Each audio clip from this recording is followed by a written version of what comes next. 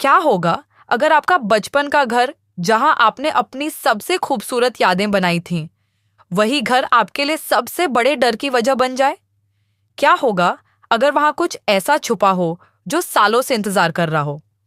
दोस्तों, आज हम आपको एक ऐसी हॉरर फिल्म की कहानी सुनाने जा रहे हैं जो न सिर्फ डराएगी बल्कि आपके रोंगटे भी खड़े कर देगी।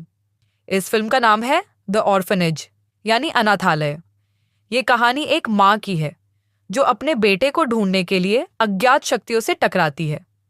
तो वीडियो को ध्यान से देखिए, क्योंकि अंत में एक ऐसा ट्विस्ट है जिसे देखकर आपकी सोच बदल जाएगी। फिल्म की कहानी शुरू होती है लॉरा नाम की महिला से, जो अपने पति कार्लोस और दत्तक पुत्र सिमोन के साथ एक पुराने अनाथालय में रहने आती है। लॉरा का बचपन यहीं बीता था। अब वो इस अनाथालय को विकलांग बच्चों के लिए आश्रय गृह में बदलना चाहती है। लेकिन यहाँ आने के कुछ ही समय बाद सिमोन अजीब अजीब बातें करने लगता है। वो कहता है कि उसके नए दोस्त बने हैं, लेकिन यहाँ एक दिक्कत है। ये दोस्त कोई आम बच्चे नहीं हैं, ये कोई अदृश्य शक्तियां हैं।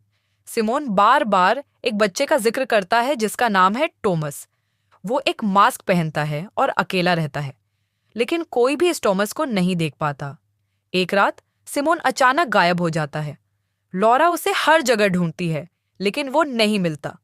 वो अनाथालय के हर कमरे में खोजती है और तभी दरवाजे के पीछे से एक हल्की सी आवाज आती है। वो धीरे धीरे दरवाजा खोलती है और तभी एक छोटा सा मास्क पहने हुआ बच्चा तेजी से उसकी तरफ दौड़ता है। लॉरा डर के मारे पीछे हट जाती है, लेकिन जैसे ही वो देखती है, बच्चा गायब हो चुका होता है। अब लॉरा समझ जाती है कि इस अनाथालय में कुछ बहुत बड़ा राज छुपा है। लॉरा को धीरे धीरे इस जगह के भयानक इतिहास का पता चलता है। टॉमस असल में कोई कल्पना नहीं था, वो एक असली बच्चा था। सालों पहले यहाँ पर कई बच्चे रहते थे, लेकिन एक दिन एक भयानक हादसा हुआ। बच्चों को जहर देकर मार दिया गया और उनके शव छुपा दिए गए। टॉमस उन बच्चों में से एक था। वो एक अजीब बीमारी से पीड़ित था और हमेशा एक मास्क पहनता था। एक दिन कुछ बच्चों ने उसे झील में गिरा दिया और वो वहीं डूबकर मर गया। अब वो आत्मा बनकर यहाँ भटक रहा था। लॉरा को अचानक एहसास होता है कि शायद उसका बेटा सिमोन भी इस भूतिया खेल का शिकार बन चुका है। लेकिन फिर एक और चौंकाने वाली बात सामने आती है। सिमोन मरा नहीं, बल्कि वो इसी घर के एक गुप्त तहखाने में बंद है। लॉरा को याद आता है कि एक बार उसने गलती से तहखाने का दरवाजा बंद कर दिया था और शायद सिमोन वहीं फंस गया था। अब तक बहुत देर हो चुकी थी। जब लॉरा तहखाने में जाती है तो उसे सिमोन की लाश मिलती है। वो उसकी बाहों में पड़ा हुआ है, मासूम और शांत। लेकिन अब वो इस दुनिया में नहीं है। लॉरा पूरी तरह टूट जाती है। इस भयानक घटना के बाद लॉरा अब जीना नहीं चाहती। वो अपनी पुरानी यादों में खो जाती है और फिर वो करती है कुछ ऐसा जिसे देखकर कोई भी सिहर उठेगा।